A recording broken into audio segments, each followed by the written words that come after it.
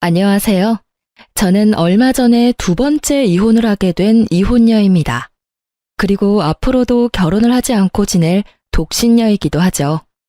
제가 두 번이나 이혼을 했다고 하면 사람들은 열이면 열, 분명히 제게 문제가 있었을 거라고 뒤에서 말하는 걸 알아요. 하긴 한 번도 하기 힘든 이혼을 두 번이나 했다면 그렇게 생각할 수도 있죠. 그런데 제 사연을 한번 들어보시면 정말 기구한 제 팔자에 다들 불쌍하게 생각하실 거예요. 솔직하게 말해서 사연글을 쓰는 것도 제가 받는 그런 모함들이 진실이 아니라는 걸 알리고 싶어서 쓰는 것이기도 하고요. 저의 첫 번째 남편은 참 괜찮은 사람이었어요. 잘생겼지만 여자는 저뿐이었고 많이 벌지는 않았지만 안정적인 직장을 가지고 있었죠. 그렇지만 을에 그렇듯 신은 모든 것을 주지 않더라고요. 그렇게 완벽할 거라 생각했던 첫 번째 남편에게도 아주 치명적인 단점이 있었거든요. 도박 중독. 그 사람이 신혼여행에서 카지노에 다녀온 뒤로 흥미를 느낀 것이 도박이었거든요. 저는 원래 돈이란 것은 있다가도 없고 없다가도 있는 것이라고 생각하는 사람이었어요. 모자라면 벌고 넘치면 쓰고. 좋게 말했지만 실상은 경제관념이 크게 없다는 뜻이었어요. 그런데 지금은 완전 구두쇠예요. 첫 남편이 모든 걸 날려먹고 그걸 모르고 있던 저마저 피해를 입었을 때 깨달았거든요. 돈과 관련된 일은 제대로 정신 차리지 않으면 무조건 호구가 되겠구나 하고요. 그래서 두 번째 남편은 신중하게 생각했죠. 연애를 하는 것도 버거운 날들이었지만 그 사람은 무척 착했고 겁이 많은 사람이었어요. 겁이 많으니 나쁜 짓을 한 적도 없었고요. 정말 겁 많은 소시민 같은 느낌이었거든요. 그 느낌 덕분에 저는 두 번째 남편과 결혼을 할 수 있었어요. 그리고 결혼 시에 집은 반반으로 부담했어요. 제가 많은 부담을 질 수밖에 없는 조건이었음에도 저는 집값의 절반을 마련했고 그 조건으로 공동 명의로 할 것을 요구했어요. 남편은 도리어 좋아했어요. 자기가 내야 할 부담이 줄어들었으니까요. 그만큼 남편은 간이 콩할 만한 사람이었답니다. 그런 면 때문에 재혼을 한 거였는데 저는 이번에도 또 실패를 한 거였죠. 결혼할 때 저는 남편에게 다짐을 하나 받았어요. 절대로 도박은 하지 않기로요. 그 흔한 로또 한 장도 사지 말라고 신신당부를 했어요. 남편은 한 번도 해본 적 없고 관심도 없다며 알겠다더군요. 그렇게 3년을 잘 지냈는데 그 뒤에 일이 터지기 시작했어요. 그날은 아주 바쁜 날이었어요. 밀려드는 일 때문에 정신없이 시달리다가 퇴근길에 올라 축적된 피로를 간신히 이기고 있었던 때였죠. 이제 곧 출산 휴가를 받을 거라는 생각에 들뜬 만삭의 임산부. 그게 저였어요. 그리고 친구에게 연락이 온 건 출산 휴가를 일주일 앞둔 날이었어요. 뭐해? 퇴근하는 길이야? 요새 연락 뜸하더니 잘 지내? 웬일이야? 먼저 연락을 다 하고. 저의 절친이자 초등학교 동창인 친구였어요. 남자이긴 했지만 어릴 때부터 여성스러운 느낌의 친구라 여자애들하고도 잘 지내는 아이였거든요. 제 결혼식에 와준 친구 중에 남자였던 친구는 이 친구뿐이었어요. 나 좀 걱정되는 일이 있어서 전화했는데 내가 이거 이야기해도 되나 모르겠어. 혹시 너네 남편 주식하는 거 알아? 주식? 나한테는 아무 이야기 없던데 무슨 일 있었어? 아니, 네 남편이랑 저번에 술자리에서 친해져서 전화번호 주고받았잖아. 그런데 요새 계속 좋은 종목 있으니 투자할 거면 자기한테 말하라면서 전화나 문자를 넣더라고. 딱 잘라내기 뭐해서 지금은 생각 없다고 했는데 그게 잘못이었는지 이제는 연락 와서 왜 주식을 해야 하는지를 나한테 설득시키더라고. 주식 이야기에 가슴이 덜컥 내려앉았죠. 남편이 저 몰래 그런 일을 하고 있을 거라고는 생각을 못 했거든요. 친구와의 전화를 끊고 저는 집에서 남편을 기다렸어요. 이제 와? 나 당신한테 할 말 있는데 한 가지 물어봐도 돼? 어? 물어봐. 무슨 일인데 이렇게 각을 잡아? 당신 혹시 주식해? 아, 그것 때문이야? 주식해. 여태까지 모은 돈 끌어다가 주식에 다 넣었어. 그 돈을 다? 주식은 도박이랑 다르기는 했지만 걱정이 되는 건 어쩔 수 없었어요. 주식도 눈만 떼면 다 잃어버리는 일이었으니까요. 모아둔 돈에 반만 넣어서 하지 왜 다 넣어버렸어? 푼돈으로 하면 푼돈밖에 못 벌어. 우리 애도 곧 태어나는데 돈 좀 벌어야지. 여보, 나는 돈 많은 것보다 안정적인 게 제일 좋아. 그러니까 반 정도는 다시 회수하는 게 낫지 않을까? 괜찮아. 다 잘 될 거야. 친구 녀석도 돈 많이 벌었다고 했거든. 남편이 말하는 친구가 누구인지 감이 오더군요. 남편이 소개시켜준 친구들 중에 제 레이더망에 딱 걸린 사람이었어요. 한눈에 봐도 허세가 있고 과시욕이 있는 사람, 그리고 말이 많고 하는 말마다 허풍이 섞인 사람. 사기꾼 같아 보이는 남자였는데 하필이면 그런 남자의 말을 듣고 주식에 입문했다니 저는 걱정이 이만저만이 아니었어요. 곧 태어날 아이 때문에 돈이 많이 모자란 상황이었고 제가 받을 육아휴직 급여는 모두 집 살 때 끌어다 쓴 대출금으로 나갈 예정이었거든요. 남편 월급으로 살림을 꾸려나가야 하는데 주식을 하고 있으니 나 다음 주부터 출산휴가야. 한 달이면 아이 태어나. 그리고 내가 받는 육아휴직 급여는 대출금으로 다 나가는 거 알지? 일단 한 달에 100만 원은 꼬박꼬박 나한테 줘야 해. 그래야 애도 키우고 살림도 하지. 저는 남편에게 부탁했어요. 월급 중에 다른 건 모르겠고 100만 원은 꼭 나에게 달라고요. 생활비가 없으면 어떻게 할 수 없잖아요. 그랬더니 남편이 걱정하지 말라고 하더군요. 걱정이 안 될 수가 없었지만 일단은 주의하며 남편을 살폈어요. 그리고 남편 월급날마다 남편에게 생활비부터 달라고 닥달했어요. 물론 닥달하지 않아도 충분한 상황이었지만 중요하다는 생각을 남편에게 심어주기 위해서 몇 달을 그렇게 했어요. 그런데 아무리 아껴 써도 돈이 나가는 건 어쩔 수 없더라고요. 게다가 3인 생활에 생활비 100만 원은 정말 있을 수 없는 일이잖아요. 당장 보험, 통신, 관리비만으로도 수십만 원이 나가는데 식비가 충당이 될 리가 없죠. 저는 남편에게 생활비를 더 늘려달라고 했지만 남편은 난색을 표하며 안 된다고만 할 뿐이었어요. 그렇게 전전긍긍하던 제게 좋은 생각이 났어요. 곧 있을 시부의 생일에 남편이 주식에 넣은 돈을 토해내도록 만들기로 한 거죠. 제가 시부 생일을 이야기하면서 뭘 준비해야 할까 물었더니 남편은 자기는 바쁘니 알아서 준비하라고 하더군요. 저는 알겠다고 말하고 아무것도 준비하지 않았어요. 준비하는 척만 했죠. 그리고 시부 생일에 남편과 시댁으로 향했어요. 남편의 형과 누나가 아버지 생일이라며 옷이며 지갑이며 현금을 갖다 바칠 때 저는 그냥 멀뚱멀뚱 쳐다보고 있기만 했어요. 그러자 남편이 제 옆구리를 툭툭 치더군요. 준비한 선물을 빨리 내놓으라고요. 그래서 저는 이 기회를 틈타 시부에게 말했어요. 아버님, 저희는 생일 선물 준비를 못했어요. 죄송해요. 남편이 요즘 주식하느라 여윳돈이 얼마 없거든요.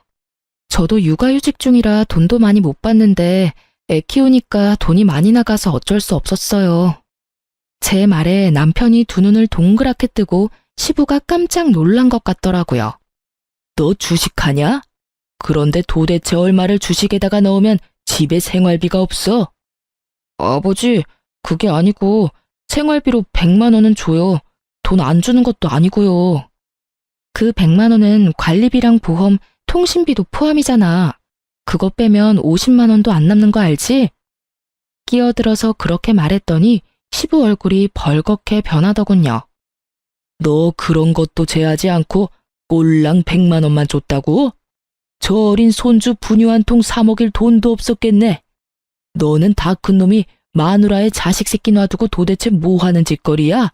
아무리 돈 좀 벌어보겠다고 하는 주식이라도 정도라는 게 있는 법이다. 넌 대체 뭘 하길래 월급을 다 거기다가 때려 넣어? 아버지, 오해예요. 제가 저조차고 투자를 하겠어요. 다 우리 애를 위해서 돈 벌려고 그런 거죠. 그러니까 아버지가 이해를 좀... 그래서 너 얼마나 벌었는데? 네가 넣은 돈에서 얼마를 더 벌었어? 시부의 그 말에 남편이 말도 못하고 눈빛을 피하더군요. 딱 봐도 느껴지는 폭망의 기운이었어요. 너 설마 그거 다 날린겨? 그건 아니고요. 지금 상황이 안 좋아서 많이 떨어지긴 했는데 조금만 기다리시면 다시 올라올 거예요. 진짜요, 아버지. 그것만 올라오면 이번 손해는 다 덮고도 남을 정도고. 야, 이 자식이 아직도 정신이 안 들었어? 주식하다가 패가망신 당한 것도 못 봤어? 능력이 안 되면 시작을 말았어야지. 네가 여태껏 주식에 관심도 없었는데 무슨 수로 수익을 내? 친구가 하라는 대로만 하면 금방 번다고 했단 말이에요. 친구 통장 보니까 엄청 돈 많이 벌었던데 저라고 왜 못해요? 이놈아, 네 분수에 맞게 살아. 주식은 아무나 해? 그것도 공부한 사람들이 하는 거지. 아무것도 모르는 초짜가 처음부터 한탕 벌어보자는 게 말이 되냐? 당장 돈 다 빼. 손해를 봤던 말던 지금 당장 빼지 않으면 내가 널 호적에서 파버릴 테니까. 시부의 서슬퍼런 목소리에 남편은 부들부들 떨며 그렇게 못한다며 버티더군요. 싫어요. 벌써 절반이나 잃었는데 지금 빼면 손해라고요. 시간이 지나면 올라올 테니까 그때까지 기다려주면. 그게 올라올지 망할지 네가 어떻게 알아? 내가 경고했다. 너 지금 당장 돈 다 안 빼면 너 집 살 때 아빠가 빌려준 돈 지금 당장 갚으라고 할 테니까. 결국 시부의 입에서 그 말이 나오고서야 남편은 포기했어요. 집에 돌아올 때 제가 남편에게 말했어요. 여보, 절대로 주식하지 마. 주식이나 도박이나 중독되면 정말 빠져나올 방법이 없거든. 그러니까 애를 봐서라도 우리 그냥 돈만 열심히 모으면서 살자. 그렇게 살아도 잘만 살아. 응? 이렇게 말하는 저도 돈을 많이 벌 수만 있다면 벌고 싶다고 생각은 해요. 하지만 주식이나 코인이나 뭘 아는 사람들이나 하는 거지. 모르는 사람이 시도하면 당연히 잘 될 리가 없겠죠. 게다가 멋모르고 도전했다가 쪽박 차면 다 본인 탓이지 누굴 탓하겠어요? 그런데 그런 제 말이 고깝게 들렸는지 남편이 버럭하더군요. 당신이 뭘 알아? 그리고 그렇게 살면서 언제 돈을 모아? 당신이 이렇게 하지만 않았어도 그 주식 진짜 빛을 봤을 거라고. 당신이 다 망쳤어. 어떻게 책임질래? 내가 뭘 책임져야 하는데? 당신 나랑 애 생각은 해보기는 한 거야? 우리 생각했으면 당신이 그 많은 돈 절대로 주식에 투자 안 했을걸? 3천만 원이나 되는 돈을 다 집어넣는 게 어딨어. 초짜면 초짜답게 소액으로 굴리면서 공부부터 해야지. 처음부터 크게 한탕 해볼 생각으로 남한테 주입받은 종목에다가 다 쏟아붓고 그게 잘 될 거라 생각해? 그래서 지금 잘 된 거야? 벌써 떡상으로 하고도 남았어야지. 벌써 당신 반이나 잃었잖아. 제 정론에 남편도 할 말이 없는지 입만 닫고 거칠게 운전만 하더군요. 그리고 나중에 알고 보니 남편이 투자한 종목은 쪽박 찼어요. 그리고 중간에 반을 잃고 주식을 매도한 남편은 그나마 그거라도 살릴 수 있어서 다행이라고 생각하더라고요. 그때 빼지 않았다면 정말로 그 돈들이 휴지 조각이 될 뻔했거든요. 남편은 그걸 보고도 제게 사과 한마디 하지 않더군요. 그래도 저는 문제 삼지 않고 넘어갔어요. 남편이 주식에 들어간 돈을 회수했다는 것은 그나마 반가운 일이었거든요. 주식의 무서움을 알고 나면 남편의 콩알 만한 간이 알아서 남편을 주식의 유혹으로부터 막아줄 거라 생각한 거죠. 그런데 딱히 그런 것도 아니더라고요. 그 뒤에는 이상한 일들이 점점 더 크게 벌어졌으니까요. 주식을 팔고 나서 몇 달간은 정말로 조용했어요. 남편이 제게 주는 생활비도 많이 늘었고 생활도 안정됐어요. 저도 심리적으로 안정되기 시작했죠. 남편이 이제야 그런 쪽으로 관심을 끊었나 보다 하고 태평스럽게 생각한 거죠. 그런데 이상한 일은 곧 발생했어요. 제가 예전에 선물 받아서 쓰지 않고 넣어뒀던 물건을 찾고 있었어요. 그런데 아무리 뒤져봐도 찾을 수가 없었어요. 그래서 남편에게 물어봤죠. 여보, 혹시 여기 있던 가습기 못 봤어? 안방 가습기 청소하다가 떨어뜨려서 깨졌거든. 결국 못 쓰게 돼서 그거 찾는데 안 보이네.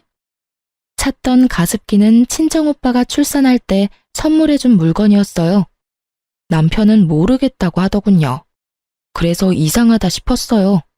제가 뭔가 정리하다가 잘못 버려버렸나 싶은 생각이 들 정도였죠. 그러면서도 그럴 리가 없는데 하고 생각하던 제게 또 그런 일이 일어나 버렸어요. 여보, 베란다에 넣어둔 밥솥이 안 보이는데 혹시 어디 갔는지 알아?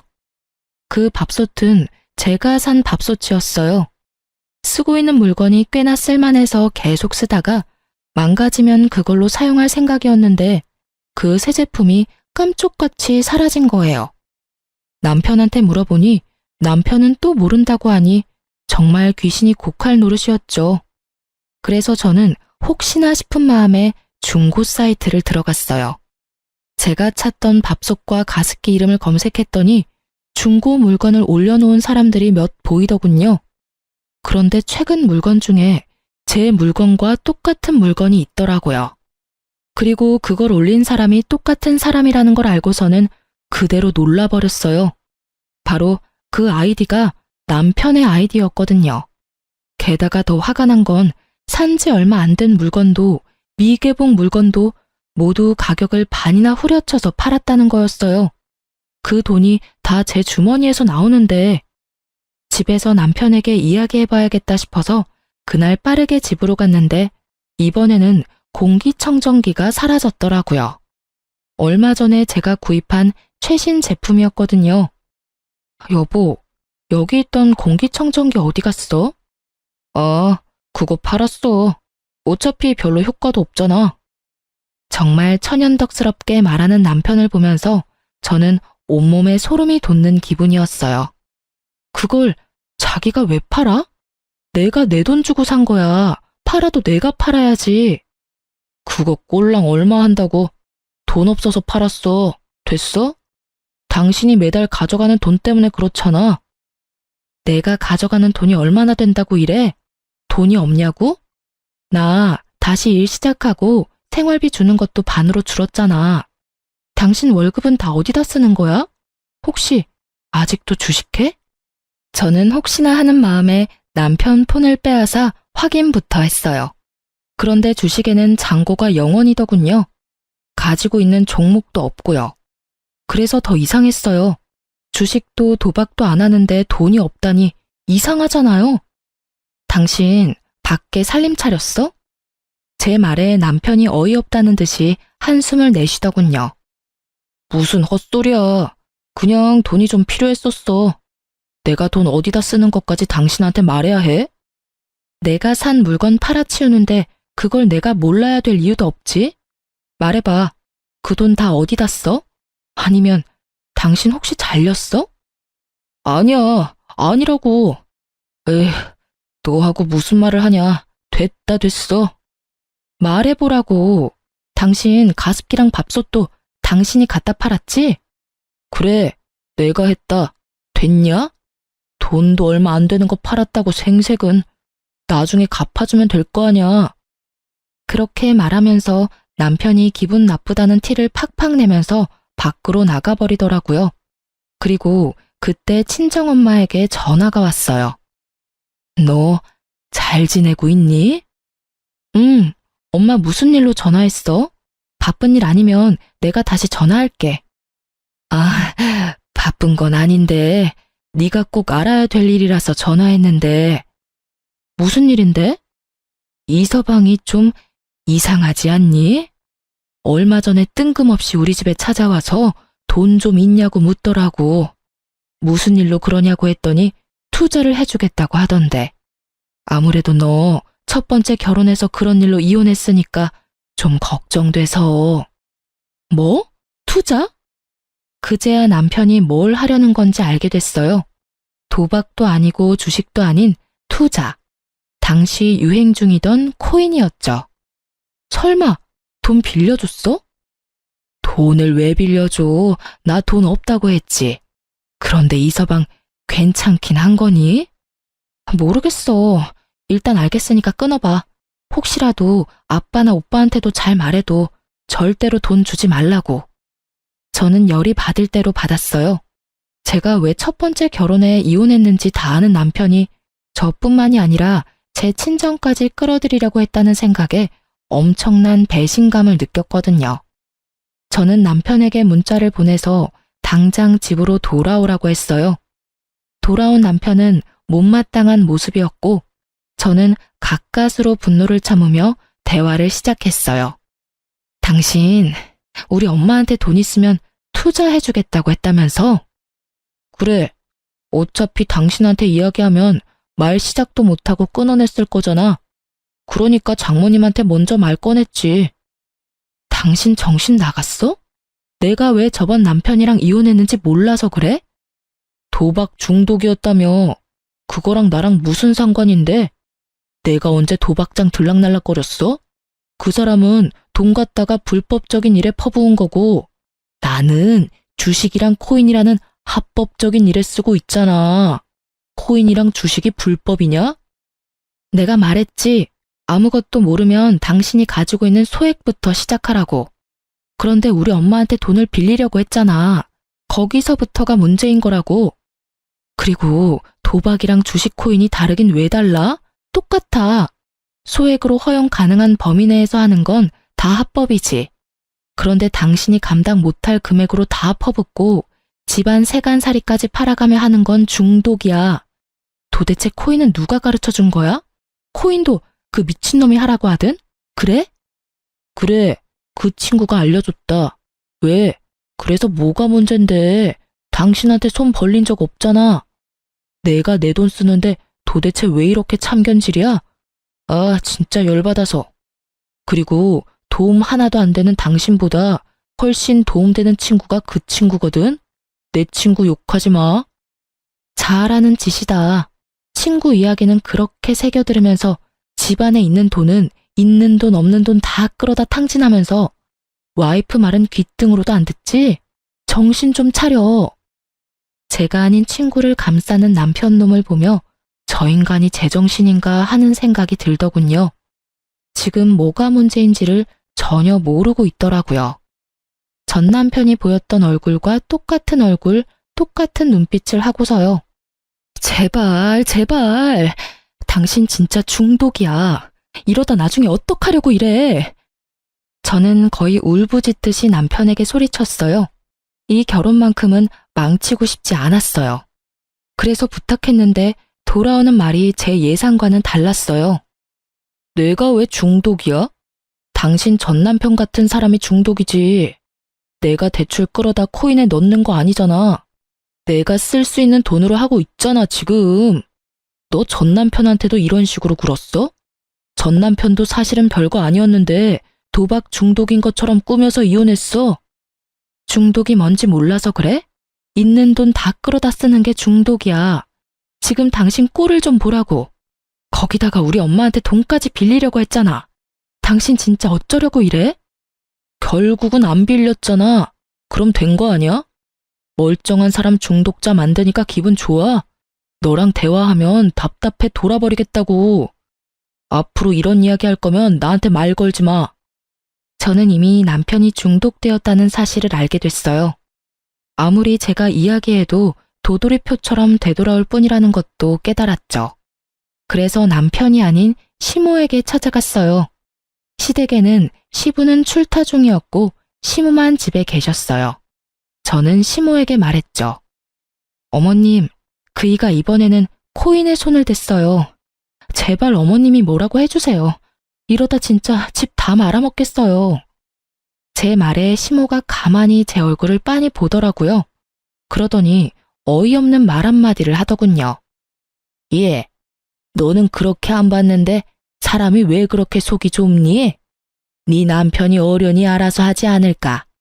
아내가 돼서 남편 마음도 헤아리지 못하고 하는 일마다 막아서야 될 일이니? 너도 그렇게 말하지만 말고 남편 하는 일에 귀를 좀 기울여 봐라. 걔도 다 가족을 위해서 그러는 건데. 어머님, 가족을 위한 일이라도 잘못된 방법이에요. 게다가 지금 집에 있는 세간살이도 다 팔아서 코인 할 돈까지 모으고 있다고요. 이게 정상이에요? 어머님이 따끔하게 혼내주셔야죠. 내가 왜 그래야 하니? 그럼 네가 말해봐라. 돈 한 푼이라도 더 벌려고 저렇게 고생하는 아들한테 내가 뭐라고 말해야 되겠니? 시모의 그 모습에 저는 안 되겠다는 생각이 들었어요. 부모가 저 모양이면 남편은 돌아올 가능성이 거의 없었죠. 시부라도 있다면 모를까. 그렇지만 지금 당장 시부는 없었죠. 어머님이 안 해주실 거면 아버님께 부탁할게요. 넌 그렇게 말을 못 알아듣니? 이제 그만 좀 설치고 다녀. 너 때문에 우리 아들 그렇게 눈치 보며 사는 거 내가 모를 줄 알아?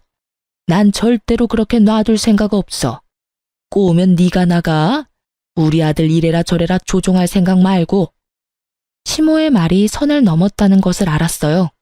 결국 저는 다시 한번 이혼을 생각했죠. 하지만 솔직하게 말하자면 저는 2번의 이혼으로 제가 받을 사람들의 눈총이 너무도 큰 걱정이었어요. 남편을 바꿀 수 있다는 생각은 전혀 없었어요. 왜냐고요? 전 남편 일에서 깨달았거든요. 사람 고쳐 쓰는 거 아니라고. 중독은 절대로 못 고친다는 거요. 아시죠? 도박하는 놈은 손모가지 날아가도 한다는 거. 그 말 그대로예요. 중독이 되면 눈에 뵈는 게 없어지거든요. 저와 함께 살며 제가 산 물건들까지 내다 팔 정도면 이미 눈에 아무것도 보이지 않게 된 거죠. 그리고 이때쯤 되면 손절이 답이고요. 저는 집으로 돌아와 남편에게 단호하게 말했어요. 나 당신하고 이혼할 거야. 나는 할 만큼 했고 참을 만큼 참았어. 당신이 가진 코인이 얼마나 잘 될지 나는 상관 안 해. 그게 얼마나 뻥튀기 되든지 간에 나는 그 돈 필요 없으니까. 지금 당신이 나한테 이혼하자고 한 거야? 그래, 내가 하자고 한 거야. 나 더 이상은 못 참으니까. 딴 건 바라지도 않아. 재산 분할 같은 건 다 필요 없어. 다만 이 집, 공동명의고 집값도 내가 반 부담했으니 집값 반은 나한테 줘. 처분을 해도 되고. 당신 지금 뭐 잘못 알고 있는 거 아니야? 당신이 먼저 아무 잘못 없는 나한테 이혼하자고 한 거야. 내가 바람을 피웠어. 당신을 때리기를 했어. 나한테는 아무런 유책 사유가 없잖아. 잘못한 게 없는데 왜 내가 당신한테 위자료를 지급해? 당신이야말로 위자료 나한테 지급해야 할걸? 그 말을 하는 남편놈은 이 상황에서 웃고 있더군요. 자기 생각으로는 자기가 잘못한 게 없으니 위자료도 자기가 받을 거라는 착각을 하고 있더군요. 그 착각을 바로잡아줄 생각도 하지 않았어요. 이미 돈에 눈이 돌아갔더라고요. 그 돈을 코인에 집어넣을 생각으로 가득 찬 남편놈을 보니 씁쓸하기도 하고 착잡하기도 하고 짜증이 나기도 했어요. 이번에도 망쳤다는 생각부터 저놈은 뭘 믿고 저렇게 당당한가 싶은 생각까지 들었죠. 맘대로 생각해. 나는 내 권리 주장할 거고 이혼 소송도 필요하면 할 거야. 당신 얼굴 더는 보기 싫으니까 나는 친정에 있을게. 저는 그렇게 말하고 집에서 나왔어요. 그리고 그날 이후로 남편놈은 열심히 돈을 빌리러 다니더군요. 카드부터 시작해서 제가 하지 말라고 했던 자동차 담보대출까지 받았더라고요. 애 물건 놔두고 온 게 있어서 2주 만에 집에 갔더니 수북하게 쌓여있는 고지서부터 시작해서 텅 빈 집안이 보이더군요. 이미 팔 수 있는 건 다 팔아먹었더라고요. 가격이 나가는 건 전부 다요. 그걸 보면서 어찌나 기가 차던지 이혼하자 말한 게 정말 제 삶을 살렸다는 생각이 들었어요. 저는 집만 챙겨서 밖으로 나왔고 전화 한 통을 받았어요. 남편 사촌 형님이었어요. 네, 안녕하세요. 어쩐 일로 전화까지. 아니, 내가 좀 급해서 그런데 저번에 빌려준 돈 돌려주면 안 될까요? 갑자기 돈을 돌려달라니 당황했죠. 네? 무슨 돈을 말하는 건지. 왜? 그때 남편 통해서 빌려간 돈 있잖아요. 투자해준다고 들고 간 돈 지금 좀 필요하거든요. 죄송하지만 제 계좌로 보내셨나요? 그건 아닌데 남편 앞으로 보냈는데요. 저는 받은 바 없고 투자를 한 적도 없어요. 그런 말을 했다면 제 남편이 가지고 있겠죠.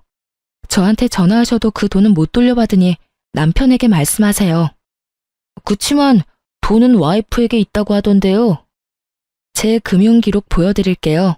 전 받은 적 없어요. 그리고 저는 전 남편이 도박 중독으로 이혼해서 주식, 코인, 도박 이런 거 일절 안 하거든요. 만약 투자를 해주겠다고 했다면 제가 아니라 남편이겠죠.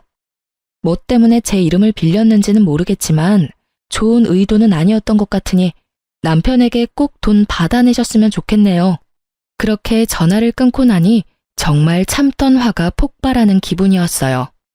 이 인간이 제 이름을 팔아서 돈까지 빌렸다는 사실이 진짜 참을 수 없었어요. 도박 중독자의 행동으로 피해를 본 저에게 이번에는 코인 중독자가 피해를 주려 한다는 사실이 진짜 웃음이 나올 정도로 어이가 없고 열불나는 일이었어요. 결국 이혼 소송 결과 저는 위자료를 받게 됐어요. 남편 놈은 제게 위자료와 집값의 반을 지불해야 했고요. 당연한 수순이었어요. 감당 안 될 만큼의 빚을 코인과 주식에 투자하는 남편을 법원에서 그냥 두고 볼 일 없잖아요. 그런데 막상 남편은 가진 돈이 아예 전무했어요. 제게 위자료를 받을 거라고 생각한 남편 놈이 대출을 미친 듯이 당겨서 받았더라고요. 이 와중에 집이 그나마 멀쩡했던 건 공동 명의였기 때문이었어요. 이름이 두 사람 걸려 있으니 대출 진행이 안 되었더라고요. 찾아보면 공동 명의라도 대출되는 곳이 있다고 하던데 그건 몰랐던 것 같더라고요. 하긴 그렇게 하더라도 한 사람 지분만큼만 대출이 가능했겠지만요. 왜 우리 이혼이 당신 잘못이 아니라 내 잘못이야? 이건 뭔가 잘못됐어. 잘못됐다고. 잘못된 거 하나도 없어. 이게 법원의 결정이야. 그러니까 지금이라도 코인 다 팔고 털고 나와. 그 돈만 있어도 당신 사는 데는 불편함 없을 테니까. 저는 정확하게 남편이 얼마를 코인에 넣었는지 몰랐어요. 그리고 코인의 손익이 어떻게 되는지도 몰랐죠. 다만 한 가지는 정확하게 알 수 있었어요. 언제 빼더라도 빨리 뺄수록 덜 손해본다는 걸요. 왜냐면 코인이 잘 되면 돈을 저렇게 빌릴 리가 없어요. 잘 되면 잘 된 걸로 불려서 또 하면 되니까요. 게다가 코인이 잘 되고 있었다면 제게 순이익을 보여줬겠죠. 아는 척 하지 마. 당신이 뭐든지 다 알고 있다고 생각하는 것 같은데 나는 이번에는 포기 안 할 거야. 저번에 주식할 때도 당신 때문에 제대로 해보지도 못하고 다 털어야 했잖아. 이번에는 절대 달라. 내가 받은 정보대로만 하면 2배, 아니 3배까지 뛸 거라고. 당신이나 그때 가서 후회하지 마. 돈 없다고 나한테 들러붙지도 말고. 남편의 그 말은 어디선가 들은 말이었어요. 전 남편이 딱 저렇게 말했거든요. 크게 한탕할 거다. 그때 가서 후회하지 마라. 너한테는 한 푼도 안 줄 거다. 그러고서 지금 살고 있는 꼴을 보면 정말 폐인이 다 된 채로 살고 있거든요. 저는 남편 놈의 저 말에 의미를 둘 필요를 못 느꼈어요. 게다가 이 이혼을 빌미로 돈을 더 끌어다 쓰는 그 지독함에 제가 질려버린 거예요. 이미 건널 수 없는 강을 건넜구나 싶었어요. 저와 애라도 살아야 했으니 저 남자를 강제로 떼어냈어요. 산 사람은 살아야 하지 않겠어요? 그럴 일 없고 난 그렇게 번 돈도 필요 없어. 일하는 걸 그런 식으로 다 털어먹고 싶다는데 내가 말릴 이유도 없지. 그리고 이혼하게 되면 더 이상 그럴 필요도 없고 대신 우리 애한테 연락하지 마. 코인 중독자가 애 아빠라고 가르쳐주고 싶지 않으니까. 그리고 당신이 잘 되든 못 되든 앞으로 나한테 연락하지 마. 나는 당신을 이해할 수도 없고 이해하고 싶지도 않은 사람이거든. 그러니까 다시는 마주치지 말자. 저는 모든 게 그냥 무의미하다는 생각이 들었어요. 화를 내고 싶은 마음도 그저 싹 사라졌죠. 지금이라도 이 사람을 설득하면 가정을 지킬 수 있을지도 모를 거라는 꿈 같은 희망 회로를 돌릴 수 있는 상황이 아니었죠. 이 인간 설득이 될 단계가 아니었으니까요. 그렇게 저는 남편과의 대화를 끝냈어요. 이미 판결은 제게 위자료와 재산 분할하라는 내용이었지만 남편이 그걸 들어줄지는 모를 일이었어요. 다만 그 집만 팔면 어떻게든 돈은 마련할 수 있을 테고 남편도 영 돈이 없으면 코인을 팔지 않을까 하는 생각도 했거든요. 그런데 2달 정도 지났나요? 전 남편에게 전화가 왔어요. 마주치지 말자고 연락하지 말라고 한 지 얼마 되지도 않았는데 전화를 하는 전 남편이 답답했지만 전화를 받았어요. 여보, 미안해. 내가 잘못 생각한 것 같아. 정말로 너무 만만하게 보고 시작한 것 같아. 당신이랑 우리 애 없으니까 너무 힘들어. 이혼 다시 생각해주면 안 될까? 뜬금없이 전화한 남편 놈은 수화기 너머로 질질 짜고 있더군요. 솔직하게 미안하다거나 불쌍하다는 생각은 전혀 들지 않았어요. 그 뒤에 나올 말들이 대강 예상이 됐거든요. 갑자기 왜 그런 말을 해? 주식이랑 코인은 다 털고 나왔어? 이제 좀 정신이 들어? 코인은 아직 하고 있어. 지금은 똥값이지만 언젠가는 오른다고. 나는 그때만 기다리고 있는 거고. 다른 종목들 다 사라져도 그것만은 끝까지 간다고 했으니까 밀어줘야지. 아직 정신 못 차렸네. 나는 당신이 코인이나 주식을 하든지 말든지 간에 당신이랑 다시 만날 생각 없어. 그렇게 냉정하게 말하지 말고. 잘 들어봐. 내가 당신한테 줘야 할 돈들이 좀 있잖아. 그런데 지금 내 형편으로는 바로 다 갚지는 못해. 그래도 지금 들어가고 있는 코인만 잘 되면 당신 거부터 갚을 거긴 한데 좀만 더 기다려주면 안 될까? 재결합을 말하더니 씨알도 안 먹힐 것 같으니 이번에는 연장을 요구하더군요. 연장 정도야 해줄 수 있었지만 문제는 저놈은 돈이 생기면 무조건 코인부터 할 놈이라는 거였어요. 나 당신이 돈 안 주면 강제로 받도록 법원에 신청할 거야. 그렇게 되면 당신 월급 봉투부터 먼저 잡히는 거 알지? 그렇게 되지 않도록 열심히 애써봐. 간단한 방법 있잖아. 집 팔아서 나한테 집 반값이랑 위자료 주면 우리 사이 깔끔하게 정리되는 거야. 그러면 집을 완전히 당신한테 넘기게 되는 거잖아. 그럼 넘겨야지. 당신이 지금 줘야 할 돈이 있으니까. 그 돈은 당신이 잘못했으니 나한테 주라는 거거든? 여전히 뭐가 잘못된 건지도 모르겠지? 왜 네가 돈 내야 하는 건지도 모르겠지? 거봐. 당신은 여전히 아무것도 모르고 여전히 잘못된 길을 걷고 있잖아. 진짜 짜증나 죽겠어.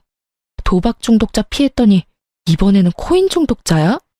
내가 전생에 지은 죄가 얼마나 많으면 결혼한 2사람이 다 이런 남자냐고. 결국 화가 나 소리를 빽 지른 저는 지끈거리는 이마를 꾹꾹 눌러댔어요. 절대로 주식 같은 거 안 할 것처럼 생긴 사람도 투자를 하게 되다니. 어디서부터 잘못됐는지조차 감이 오질 않더군요. 그리고 제 화가 꽤나 잘 통했는지 남편 놈은 더 이상 연락을 하지 않더군요. 다행이라고 생각했어요. 어줍잖게 아는 척하면서 돈 빌려달라고 할까봐 걱정했거든요. 그런 뻔뻔한 사람은 아니라서 다행이었죠. 그런데 그 뒤로 시부에게 연락이 온 적이 있었어요. 시부는 그나마 남편의 코인 중독을 걱정하던 분이셨는데 제게 전화 와서 그러더라고요. 며느라가 내가 아들놈 잡아다가 절대로 허튼 짓 못하게 단단히 일러둘 건데 다시 집에 돌아올 생각은 없어? 아버님 생각은 고맙지만 안 될 것 같아요. 남편은 이미 제 이야기에는 귀를 기울이지 않거든요. 그놈이 늦바람에 정신을 못 차려서 그래. 내가 단단히 일러두고 정신 차리도록 만들면 하지 말라는 짓은 안 할 거다. 이렇게 헤어지는 건 너한테도 아들한테도 안 좋아. 시부의 걱정은 부모로서 당연한 일이었고 제 입장까지 생각해주는 아주 감사한 일이었어요. 하지만 그런 시부의 노력도 길게 가지 못할 거라는 걸 알았어요. 그리고 시부를 이유로 돌아가봤자 그 집에는 시모가 있잖아요. 열심히 아들 일탈을 도운 시모가요. 아들 하고 싶은 대로 놔두라는 시모의 말이 턱하니 걸리더군요. 죄송해요, 아버님. 전 제 아이를 코인 중독자 아이로 키우고 싶지는 않아요. 그리고 가난을 물려줄 생각은 더더욱 없고요. 그러니까 더 이상 제게 전화하셔도 의미는 없을 거예요. 이번 이혼 후에는 죽을 때까지 혼자 애 키우면서 살 예정이거든요. 애 보고 싶을 때는 말씀하세요. 아버님 혼자만 오시는 거면 애 보여드릴게요. 그렇게 말하고 전화는 끊었어요. 그 뒤로 연락이 오지는 않았어요. 시부는 남편의 집을 팔도록 강요했더라고요. 안 팔고 어떻게든 돈을 빼려고 용쓰다가 시부에게 들킨 남편은 결국 시댁으로 다시 들어가게 됐고요. 허튼 생각은 하지도 못하도록 시부에게 감시를 당하며 살고 있다고 하더군요. 그리고 그 이후에 남편을 한번 만난 적이 있어요. 완전히 거짓골이 다 되어 있더군요. 남편은 사무직으로 양복을 입고 회사를 다녔었어요. 그런데 오랜만에 본 그 사람은 작업복을 입고 공사장에서 힘든 일을 하고 있더군요. 저는 제 눈이 잘못된 거라고 생각했어요. 일용직이 돈을 아무리 많이 줘도 남편의 직장만큼 돈을 많이 주지는 않았거든요. 사무직이라도 꽤 잘 버는 직장이었는데 왜 그만뒀나 싶었는데 나중에야 그 사실을 알게 됐어요. 제가 남편 사촌에게 돈 갚으라는 연락을 받은 적이 있었잖아요. 남편은 제 이름을 팔아서 주변 사람들에게 돈을 빌리고 다녔더라고요. 그렇게 여기 조금 저기 조금 빌린 돈들이 꽤 규모가 커진 데다가 그렇게나 고대하며 기다리던 코인도 완전히 폭삭 망해서 그 코인 자체가 사라져버리는 엄청난 일을 겪었다고 하더군요. 그때 당시에 팔았으면 조금이나마 건질 수 있었을 텐데 결국 기댈 곳이 아예 사라진 남편놈은 가지고 있던 집부터 팔아서 제게 주고 나머지 빚을 갚아야 할 사람들에게는 일을 그만두고 나온 퇴직금을 받아 빚을 갚았다고 하더군요. 참 웃긴 일이 아닐 수 없어요. 처음부터 제 말을 들었더라면 이렇게 고생할 일도 없고 멀리 돌아갈 일도 없었을 텐데 결국 그렇게 직장 그만두고 다른 직장 들어가려 해도 나이는 많고 그렇다 할 경력은 없는 상태라 같은 직군에서는 취직할 곳이 없었던 모양이에요. 결국은 가장 쉽게 접근할 수 있는 걸 하기로 한 모양이었죠. 세상에 주식이나 코인으로 떡상했다는 사람이 많아질수록 그 밑에 들어가는 이런 소시민들의 돈이 많이 흘러가는 거예요. 저 사람은 되는데 나는 왜 안 돼?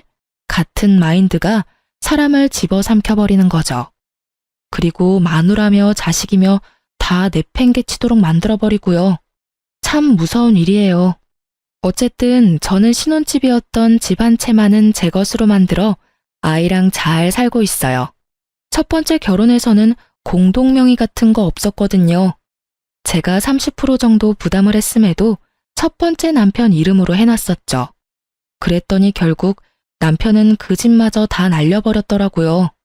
담보대출 한도 끝까지 꾹꾹 눌러담아 다 빼먹고 결국은 제게 줄 위자료도 제대로 갚지 못했거든요.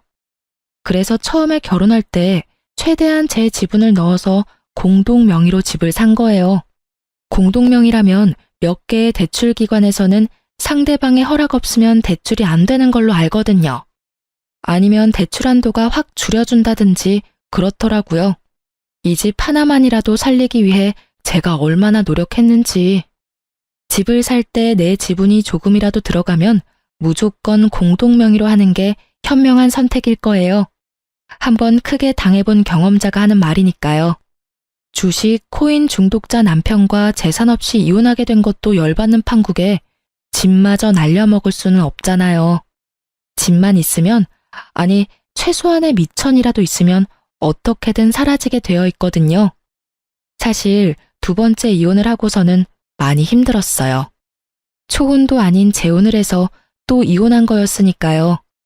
사람들이 제 탓이 클 거라 예상하며 물어뜯었죠. 그게 너무 스트레스였어요. 그렇지만 지금 주변 사람들도 제 결혼에 대해 대충 알고 있고 저를 이해해 주고 있어요. 그리고 지금 이 글을 읽어주시는 분들에게도 감사의 말을 전합니다.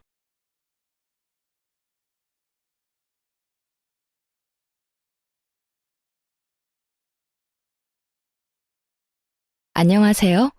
혹시 열 손가락 깨물어 안 아픈 손가락 없다는 말 들어보셨나요? 보통 자식들 사랑을 말할 때 그런 말을 하죠. 그런데 저희 시모는 그렇지 않았어요. 아무리 물고 뜯어도 안 아픈 손가락이 딱 하나 있었어요.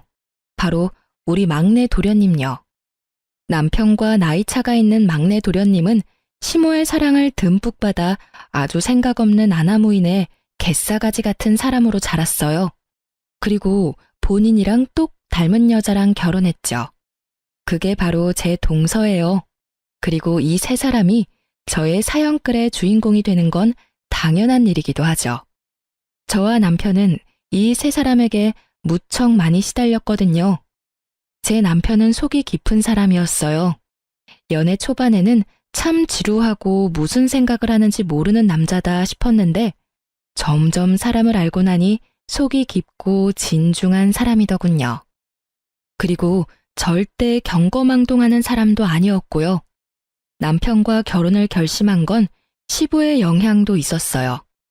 처음 시부모님이 될 분들과 마주했을 때 시부가 제게 엄청 잘해줬어요. 상냥하고 친절한 성품에 넉넉한 인심까지. 정말 남편도 남편이었지만 시부의 모습에 이 집에 시집가면 크게 고생할 일은 없겠다고 생각했죠. 그렇지만 세상의 모든 게 제 뜻대로만 되는 건 아니더라고요. 시부가 괜찮은 만큼 시모가 굉장히 까다로운 사람이었어요. 시부가 왜 시모와 결혼을 했는지 의아할 정도로 두 분은 정반대의 사람이었어요. 옛날 일이니 중매나 선보고 결혼했을 수도 있겠지만 아무리 봐도 시모는 성격이 급하고 사람을 험하게 다루는 면이 있었거든요. 게다가 아까도 이야기했듯이 막내 도련님에게 유독 약해서 매번 그 도련님에게만 돈을 퍼다 주는 거예요. 차라리 남편과 도련님이 친형제가 아니었다면 이해가 갈 만큼 맞이인 남편과 막내 도련님의 처우는 명백하게 달랐어요. 그렇다고 막내 도련님이 애교 있는 성품이라는 건 아니었어요. 그랬다면 귀엽기라도 했겠지만 이건 뭐 소 황제처럼 오냐오냐 사랑받고 자란 티가 너무 심하게 나는 싸가지 없는 놈이었거든요. 그리고 남편과 막내 도련님의 차별만큼 막내 도련님이 결혼하여 생긴 제 동서와 제 사이에도 그 차별이 그대로 적용됐죠. 막내 도련님은 자기랑 비슷한 사람이랑 결혼을 했더라고요. 그걸 처음으로 알게 된 건 두 사람의 결혼식 때였어요. 시모는 저와 남편 결혼식에는 아무런 선물도 해주지 않았어요. 그런데 막내 도련님과 동서의 결혼식에는 선물을 아주 크게 해주셨더라고요. 두 사람이 살집도 지원해주고 동서에게 10돈이나 되는 금부치도 선물로 주셨죠. 그때는 정말 서운한 마음이 들었어요. 저와 남편이 결혼했을 때는 너희가 알아서 마련하라는 이야기를 들었거든요. 선물을 바라는 것도 아니고 당시에는 그게 당연한 일이라는 생각을 했는데 막내 도련님의 결혼식을 보면서 뭔가 억울한 기분이 드는 건 어쩔 수 없는 일이었죠. 비교가 되니까요.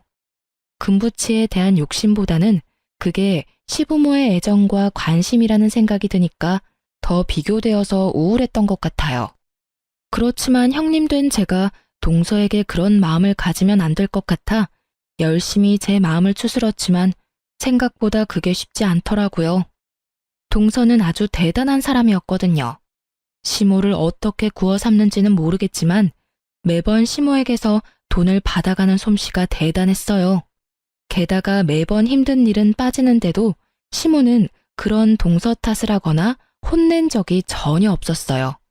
특히 명절이나 김장철에는 절대로 일찍 온 적이 없었어요. 일이 다 끝나고 오는데도 시모는 여전히 동서에 대한 애정뿐이었죠. 한 번은 제가 시모에게 말했어요. 어머님, 동서가 항상 늦는 것 같은데 이번에는 시간을 좀 늦추는 게 어떨까요? 시간을 왜 늦춰? 걔야 일이 있으니 늦는 거겠지. 너 혼자 일하는 게 지금 힘들다고 내 탓하는 거니? 내가 젊었을 때는 이런 건 일도 아니었어. 그러니까 앓는 소리 그만하고 손이나 빨리 움직여. 제가 혼자 해서 힘들다기보다 동서가 이 일에 익숙해지지 못해서 실수를 할까봐 그러죠. 여러 번 해봐야 손에 익기도 하고 실수도 없을 텐데. 지금 남 실수 신경 쓸 때니? 너야말로 열심히 좀 해. 넌 매번 하는데도 실수하고 모른다고 하지 않니? 바쁜 사람 괜히 신경 쓰이게 하지 말고 어서 움직여 어서. 매번 제 이야기는 묵살당하기 일쑤였죠. 그게 너무 억울했어요. 그렇게 답답한 마음을 안고 지내던 어느 명절 전날, 저는 시부 혼자만 있는 시댁에서 열심히 요리 준비에 여념이 없었어요. 설날 차례상을 준비하고 손님 대접 음식까지 하려면 손발이 모자랐어요. 시모는 아침부터 나가고 없었어요. 몇 번째인지 모를 명절 전날 아침 출타였어요. 시모는 제가 명절 준비를 하러 오면 본인은 집을 나갔어요. 잠깐 외출한다고 하고요. 그러고는 연락두절이 되었다가 저녁에나 집에 돌아왔죠. 저에게 모든 일을 시키려는 일이라는 걸 알게 된 건 그게 3번째쯤 되었을 때였어요. 몰래 한숨을 쉬며 일을 하는데 전화기가 계속 울리더군요. 바빠서 받지 않으려다가 쉬지도 않고 울리는 전화를 보니 친정엄마였어요. 집에 무슨 일이 있나 싶어 전화를 받았는데 생각보다 급한 목소리의 엄마가 말하더군요. 예, 너희 아버지 지금 구급차 실려갔어. 지금 나뿐인데 너무 무서워 딸. 병원에 와주면 안 되니? 어머니의 목소리는 거의 공포에 질려 있었고 저도 당황했어요. 황급히 시계를 보니 오빠네가 올 시간은 절대 아니었죠. 알았어. 어느 병원인지 문자 보내놔. 지금 당장 갈게. 저는 앞치마를 벗으며 황급히 부엌 밖으로 나왔어요. 시부가 베란다에서 화초에 물을 주고 계시길래 말했어요. 아버님, 정말 죄송한데 지금 친정아버지가 쓰러지셔서 병원에 계시다고 하셔서요. 당장 나가봐야 할 것 같은데 괜찮을까요? 시부가 깜짝 놀라더니 말하더군요. 많이 안 좋다고 하던가? 응급실 실려갔는데 뇌출혈인 것 같다고 하셔서. 저는 두려움으로 두근거리는 심장을 부여잡고 시부에게 말했어요. 시부는 제게 걱정 말라며 등을 토닥거려 주더니 말하더군요. 병원이 어디야? 아침에 택시 잡기도 힘들 테니 내가 데려다 주마. 저는 그렇게 시부의 차를 타고 병원으로 갔어요. 그리고 가는 길에 동서에게 전화를 했죠. 동서, 나야. 혹시 오늘 좀 일찍 올 수 있어? 친정 아버지가 쓰러지셔서 병원에 입원해 계시는데 지금 가봐야 하거든. 그런데 지금 시댁에 어머님도 안 계셔서 동서가 좀 봐줘야 할 것 같은데. 제가 그렇게 말하자 수화기 너머로 한숨을 쉬는 소리가 들리더니 동서가 말하더군요. 네, 알았어요. 제가 가서 볼게요. 고마워, 동서. 시댁 현관문 도어락 비밀번호는 알지?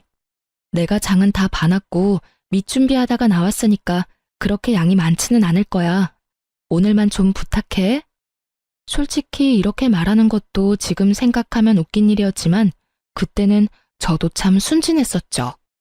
한 번도 명절 준비를 하러 오지 않은 사람한테 부탁을 하다니. 화를 내고 왜 안 오냐고 성질을 내도 모자랄 텐데 그치만 그때 저는 바보같이 참고만 있었어요. 동서에게 다짐을 받고 전화를 끄는 저는 시부와 함께 병원으로 들어섰어요. 아버지는 응급 CT를 찍고 수술을 기다리고 있는 중이었고 어머니는 응급실 의사에게 아버지의 상태에 대해 들었더군요. 아버지 상태는 정말 좋지 않아 보였어요. 거의 의식도 없는 상태였고 어머니가 왜 무서워했는지 알 것 같더라고요. 시부는 옆에서 저와 친정어머니를 보다가 밖으로 나가시더라고요. 정신이 없어서 배웅도 못 해드렸는데 다시 돌아오셨죠. 그리고는 저를 몰래 부르더라고요. 갔더니 시부 손에는 현금 다발이 들려 있었어요. 그걸 제 손에 들려주면서 그러더군요. 병원비 걱정되지? 얼마 전에 사돈총각 결혼한다고 돈 많이 들었을 텐데 사돈한테는 내 이야기 하지 말고 네가 모은 돈이라고 하고 드려. 그렇잖아도 큰일 치러서 정신도 없으실 텐데 바깥 어른도 저렇게 되셔서 마음이 많이 힘드실 거야. 제가 흘려가며 했던 말을 귀에 담아두신 시부의 모습에 저는 눈물이 절로 나더라고요. 그 삭막한 시댁에도 내 편이 있구나 싶어서요. 게다가 정말로 저희 집에는 돈이 없었거든요. 아버지는 토목업 종사자로 넣어둔 보험도 많지 않고 제한적이었거든요. 저는 시부에게 연신 감사하다는 말을 했고, 시부는 오래 있는 것도 부담스러울 수 있으니 집에 가 있겠다고 하시고는 가셨어요. 저는 엄마를 위로하며 돈을 건네줬어요. 그렇게 아버지 수술도 끝났고 오빠네가 올 때까지 기다렸죠. 그런데 오빠네도 좀 늦더군요. 저녁 시간대쯤 되자 시모에게서 전화가 왔어요. 예, 넌 도대체 어디 가서 여지껏 안 들어와? 게다가 부엌에 이것들은 다 뭐야? 너 준비도 안 해놓고 놀고 있으면 어떡해? 혹시 동서는 안 왔나요? 저 친정아버지가 쓰러져서 병원에 와 있다고 동서한테도 미리 연락해서 부탁한다고 말해놨는데. 네 동서야 왔지. 그런데 네 동서는 그런 소리 들은 적 없다고 하는데 무슨 소리야? 항상 하던 대로 네가 명절 준비 다 해놨을 거라고 생각하고 지금 집에 왔는데 애들 대접해 줄 것도 없고 이게 무슨 꼴이야 대체? 저는 너무 억울했어요. 분명히 동서에게 말했는데 동서가 거짓말을 하니 말이죠. 그렇게 실랑이를 하는데 오빠네가 왔길래 저도 황급히 시댁으로 돌아왔어요. 시댁에 들어가니 시모가 한껏 화난 얼굴로 절 기다리고 있더군요. 너 요즘 막 나가는 거 아니니? 네가 맏며느리인데 이런 식으로 굴면 밑에 애가 뭘 보고 배워? 어머님, 제가 말했다시피 저 병원에서 이제 오는 길이에요. 친정 아버지 쓰러지셔서 병원 갔다 왔다고요. 그리고 동서한테도 제가 아침에 미리 말했고요. 전화를 받긴 했는데 변명치고는 좀 허접하잖아요. 형님이 힘드셔서 일을 쉬고 싶으셨던 건 이해하는데 아버지가 아프다니 어떻게 명절에 일하기 싫다고 아버지를 팔아먹어요? 그래서 내 말이 거짓말 같아서 안 왔다고? 동서는 내가 하는 말이 다 거짓말로 들리나 봐. 내가 하는 말이 가짜게 들리지? 이 정도쯤 되니 저도 참을 수 없었어요. 열받아서 말도 험하게 나올 수밖에 없었죠. 집안에는 시부도 남편도 막내 도련님도 없었고 여자 셋뿐이었고 그 중에 2명은 아주 찰떡같이 붙어 있었으니까요. 어디서 애 기를 죽여? 잘못은 네가 했는데 왜 막내를 혼내? 그리고 네 아버지가 아프면 우리 집 차례상 말아먹어도 되니? 정신 차려. 너 이 집 시집 와서 친정에 신경 쓰는 거 아니다. 아무리 일하기 싫고 친정에 가고 싶어도 이런 식으로 다 내팽겨치는 건 아니지. 내팽겨친 거 아니라고요. 아버지 아프셔서 갔다는데 왜 제 말을 못 믿으세요? 믿을 수가 있어야 믿지. 그래, 여태까지 일 혼자서 하려니 힘들디? 아예 차라리 영원히 우리 집에서 일 못하게 만들어줘? 시모의 말에 상처만 받아가던 그때 현관문이 열리고 시부가 들어왔어요. 뭐 하는 짓들이야? 당신은 빠져 있어요. 첫째 며느리가 명절에 일하기 싫다고 도망갔는데 당신은 어디 있다 지금 들어와요? 내가 밖에서 듣다 기가 차서 들어왔어. 2 사람 왜 그렇게 첫째 며느리를 못 잡아먹어서 안달이야? 친정아버지 아파서 병원 갔다 왔다는데 그거 하나 이해 못 해주는 게 어른이야? 둘이서 사람 하나를 이렇게 내몰아. 그거 다 거짓말이죠. 당신은 순진에 빠져서는. 내가 봤어. 내가 보고 왔다고. 안사돈 전화 왔을 때 내가 며느리 병원까지 데려다 줬어. 뇌출혈로 수술하셔야 된다는 의사 말까지 다 듣고 왔다고. 네? 시모가 당황한 표정으로 시부와 저를 번갈아 보더군요. 그러더니 당황한 얼굴로 그러더군요. 넌 그러면 처음부터 그렇다고 이야기하지 그랬어. 왜 말도 안 하고 우리를 나쁜 년으로 만들어? 제가 말씀드렸는데 믿지도 않으신 건 어머님이랑 동서잖아요. 왜 제 말이 거짓말처럼 들렸는데요? 제가 매번 혼자 일하다가 명절 전날 뜬금없이 아버지가 아프다고 하니까 거짓말이라고 생각하신 거예요? 그러니까 좀 더 신빙성 있게 말을 했으면. 봐봐. 첫째한테만 일 시키고 막내 며느리를 그렇게 끼고 도니까 이런 일이 벌어지는 거 아니야. 누구는 일하고 누구는 매번 늦고. 막내 며느리, 너는 도대체 매번 뭘 하느라 늦게 와? 일찍 와서 네 형님 도와줄 생각도 안 하고. 시모에 이어 동서까지 까내리며 혼내는 시부 앞에서 두 사람은 아무 말도 못하고 눈깔만 내리깔고 있더군요. 덕분에 저는 속이 시원했고요. 앞으로 명절에 요리하는 거 둘째 며느리 오기 전까지는 아무도 손대지 마라. 요리는 다 같이 모여서 하는 거야. 알아들었어? 시부의 그 말 덕분에 동서는 꼬박꼬박 일찍 오게 됐어요. 하지만 여전히 요령 피우며 일을 적게 하는 동서였어요. 그래도 아예 없을 때랑은 다르니 저도 시모 몰래 동서에게 일 많이 시켰어요. 일 안 하려고 하면 시부를 부르는 신용을 하면서요. 시부가 어려웠는지 아니면 혼나서 껄끄러웠는지 동서는 그런 제 모습에 적당히 일을 했어요. 다행이라고 생각했어요.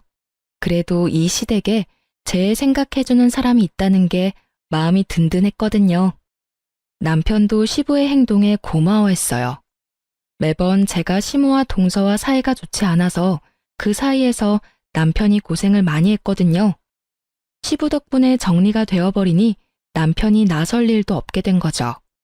솔직히 남편도 시모를 어려워했어요.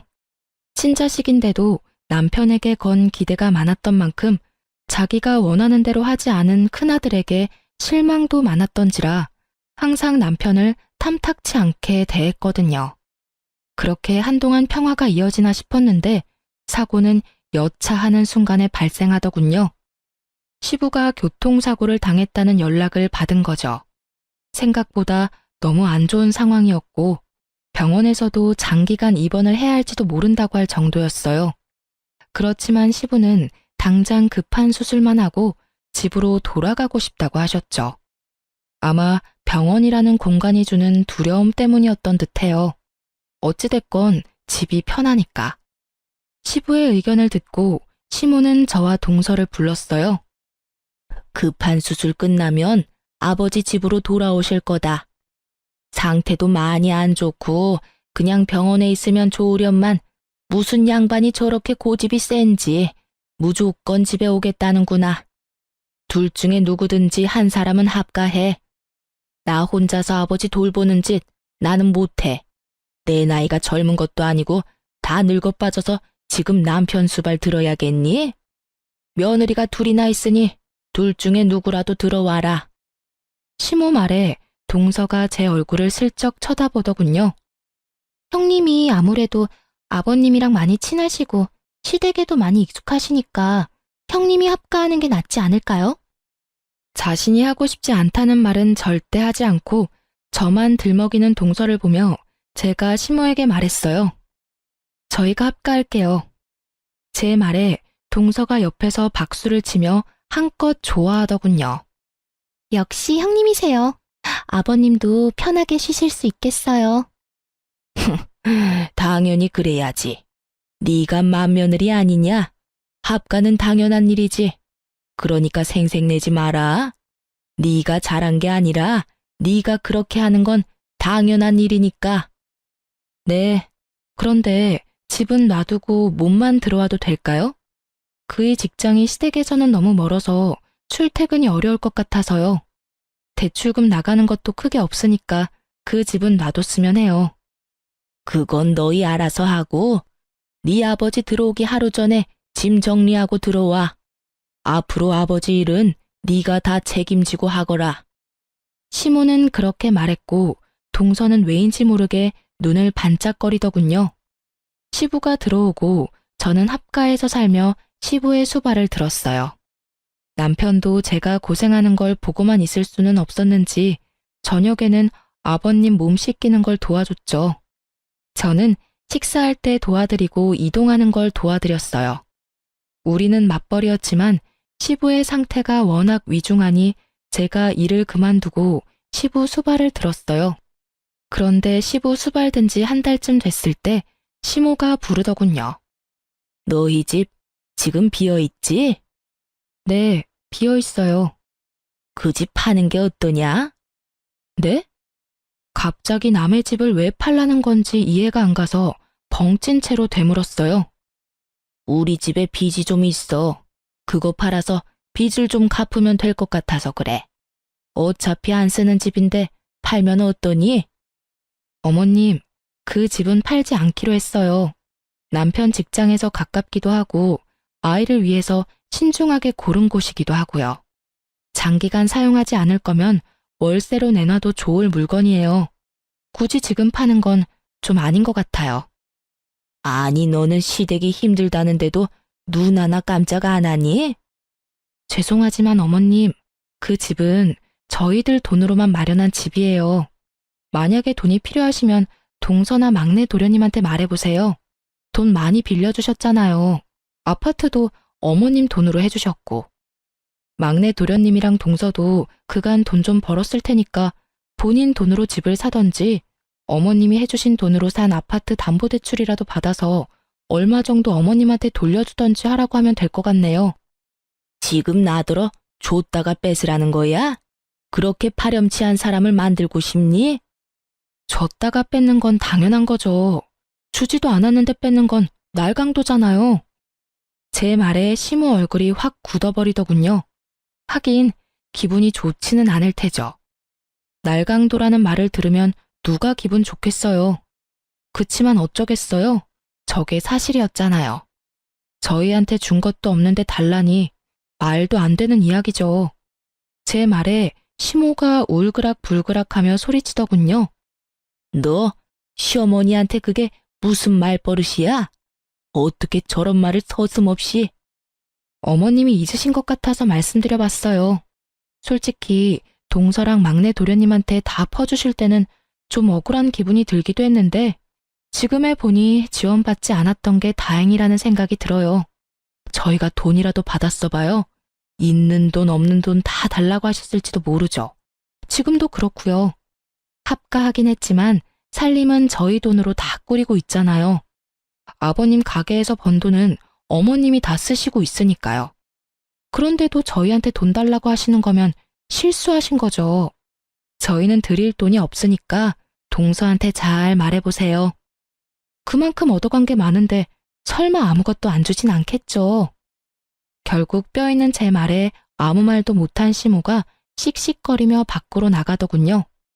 시모의 모습을 보며 아파트 팔아서 돈 마련하려던 사람이 시모가 아니라 동서였다는 걸 눈치챘어요. 어머님은 그런 머리가 없거든요. 잔머리 굴리는 건 동서가 전문이었으니까요. 그리고 얼마 안 가 시모는 시부가 잘 만들어 놓은 가게 말아먹고 폐업까지 하게 만들었어요. 당연한 수순이죠. 사람을 험하게 쓰고 귀한 줄 모르는 시모 밑에 있을 사람이 누가 있겠어요? 결국 가장 중요한 요리하는 사람마저 나가버리니 장사가 잘 될 리가 없죠. 게다가 시모 밑에서 시모가 꽁쳐놓은 돈을 다 뜯어먹은 동서는 여전히 기생충처럼 시모를 뜯어먹고 있었고요. 시모도 참 한결같은 것이 동서가 매번 돈을 달라면 달라는 대로 주더군요. 저야 이제는 상관없는 일이라 신경도 쓰지 않았지만요. 그 즈음에는 시부도 장사가 망한 걸 알고는 삶의 의지를 잃은 건지 그냥 몸이 좋지 않았던 건지 합병증으로 사망하게 됐어요. 저는 그때까지도 시부의 수발을 지극정성으로 들었어요. 제가 힘들 때 도와준 사람에게 이 정도 도움을 드리는 건 아무것도 아니라고 생각했고 그게 인간의 도리라고 생각했으니까요. 그리고 장례를 다 치르고 시댁에 돌아와서 시댁 식구들이 있는 곳에서 말했어요. 아버님이 돌아가셔서 저희 식구는 이제 합가의 의미가 없다고 생각해요. 저희는 이제 원래 저희가 있던 집으로 돌아가겠으니 앞으로는 동서가 어머님네서 합가해서 지내. 여태껏 내가 아버님 수발 들었는데 이제는 동서가 좀 해야지. 그리고 어머님도 나보다는 동서를 더 좋아하시니 동서가 합가해서 어머님 모시는 게 맞는 것 같아. 형님, 그건 아니죠. 그때는 아버님이 아프셔서 형님이 일시적으로 합가하신 거고 아버님이 돌아가셨으니 합가는 이제 없는 일인 거잖아요. 굳이 저희가 합가를 할 필요가 없는 것 같은데? 동서, 아버님 이제 막 돌아가셨어. 어머님 기분이 어떠시겠어? 이 집에 마음 맞는 사람이라도 있어야 어머님이 마음이라도 편하게 있으실 수 있잖아. 동서는 왜 그렇게 생각이 없어? 나조차고 이래? 어머님 혼자 남으셨는데 남은 가족들이 신경 써야 할 거 아니야. 그리고 여태껏 동서가 어머님한테 받은 게 얼만데 이 정도도 못해? 여태껏 받은 거 돌려드린다 생각하고 잘 모셔. 그리고 어머님한테 받은 돈으로 마련한 집은 팔고 들어오는 거 잊지 마. 제 말에 시모는 환하게 웃으며 반겼고 동서는 완전 죽상을 하더군요. 물론 시모 앞에서는 그런 표정 짓지는 않더라고요. 하긴 시모에게 뜯어먹은 게 얼마인데 양심이 있으면 그런 얼굴 하면 안 되죠. 좋다고 합가하겠다고 넙죽 받아도 모자랄 판에. 그렇지만 동서의 그 모습을 보니 저도 입가에 웃음이 저절로 떠오르더라고요. 앞으로 고생하게 될 동서의 미래가 머리에 자연스럽게 그려졌으니까요. 결국 동서는 시모의 압박으로 집을 팔고 시댁으로 들어오게 됐어요. 그리고 집 판 돈은 시모에게 흘러 들어갔죠. 시부의 장사가 망해서 폐업했다고 했잖아요. 그것 때문에 빚진 게 좀 있었거든요. 결국 그 빚 갚는데 돈이 다 들어가는 바람에 아무것도 없이 시댁으로 들어온 거죠. 저희는 시모와 연락을 끊게 됐어요. 자연스레 그렇게 된 것 같아요. 그쪽도 저희한테 관심이 없었고 시부가 없는 시댁은 저희가 관심이 없었죠. 시부의 재산은 시모에게 넘어갔어요. 시부 명의의 집과 가게였죠. 저희는 그런 거 관심 없었어요. 우리 힘으로 만든 집이 있었으니까요. 그리고 시부의 수발을 들던 중에 시부에게 한 가지 언지를 받은 게 있었어요. 시부가 돌아가시기 전에 저한테 그랬어요. 며느라가 내가 내 욕심에 병수발 시킨 것 같아 미안하다. 아버님, 제가 하고 싶어서 하는 거예요. 저희 집 힘들 때 도와주신 것도 아버님이시잖아요. 저는 아버님에게 어떻게든 도움이 되고 싶어서 합가하기로 한 거예요.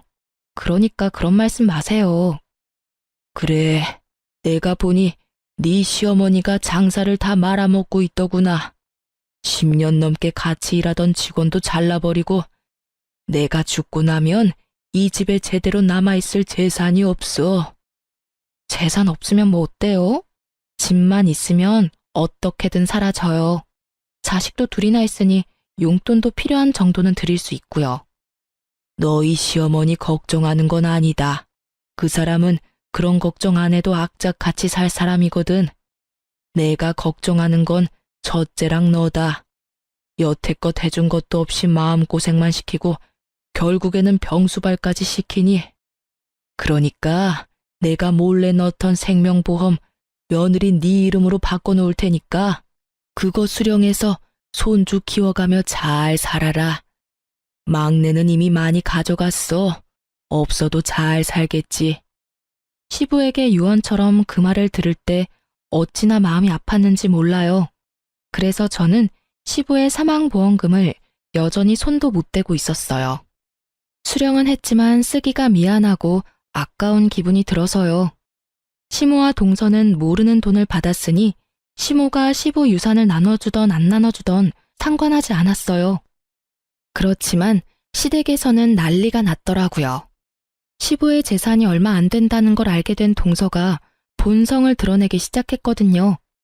시모 곁에 붙어서 입안에 혀처럼 굴며 단물 쓴물 다 빼먹던 동서가 이제는 시모가 아무것도 없다는 걸 알고 홀대하기 시작한 거예요. 저와 연락 한 번 없던 시모가 처음에 전화 왔을 때 두 사람이 어지간히도 틀어졌구나 짐작할 수 있었어요. 예, 내 말 좀 들어보렴. 내가 얼마 전에 수영교실을 가기로 했거든. 그런데 준비물이 생각보다 많더라고.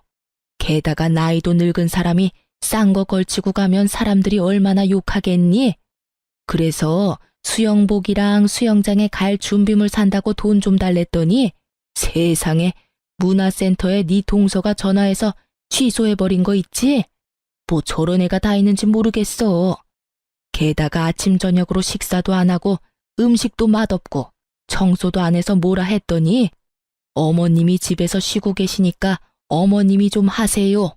라고 하더라니까. 이 정도면 사람이 바뀐 거 아니니? 어떻게 나를 감쪽같이 속일 수가 있어? 동서가 좀 너무하네요. 어머님이 동서한테 얼마나 잘해주셨는데.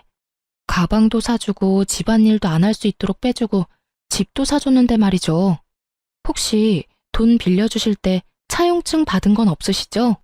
그거라도 있으면 어떻게든 되지 않을까 싶은데. 그래도 가족끼리 그런 걸로 이야기하는 것도 좀 그렇긴 하죠. 제 말을 듣던 시모가 갑자기 조용히 뭔가 생각하는 것 같더니 급하게 전화를 끊더군요. 그래도 급하다고 저한테 네가 대신 자기를 돌보라는 말은 안 하더군요. 하긴 한번 해보니 저와 시모가 얼마나 맞지 않는지 알게 됐으니까요. 그리고 그 뒤에 남편을 통해서 알게 됐어요. 시댁에서 시모와 동서가 돈 때문에 난리 났었다고 하더라고요. 돈 없다고 시모 홀대하던 동서가 결국 시모가 들이민 차용증에 먼저 나가 떨어진 거죠. 동서는 시모가 차용증을 가지고 있다는 걸 몰랐더라고요. 모를 수밖에요. 어머님이 아들을 통해서 받아두셨더라고요. 아버님이 악착같이 살 거라는 말이 빈말은 아니었던 거죠.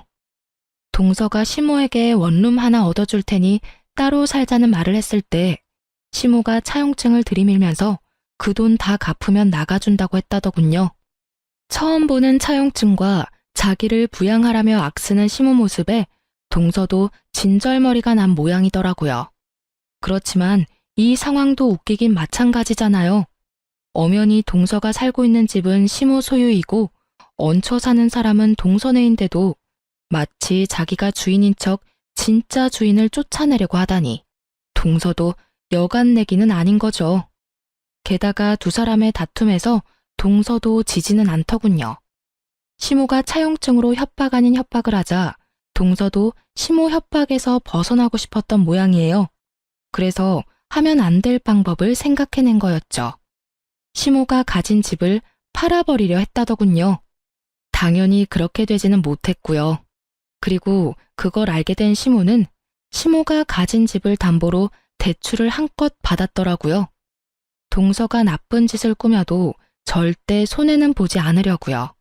참 대단한 고부간이죠. 어쩜 이렇게 하는 짓들이 똑같은지. 결국 마지막은 시모의 가출이었죠. 시모가 동서에게 져서 나온 게 아니라 시모가 동서에게 준 것을 모두 빼돌려서 나온 거더라고요.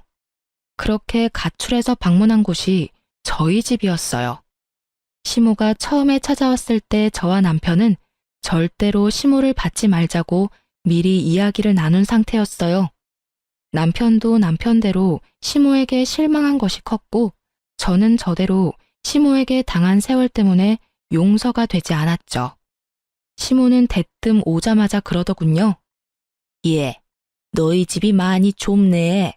나까지 같이 살려면 좀 더 큰 집으로 이사 가야겠다. 너희 그 정도는 되지?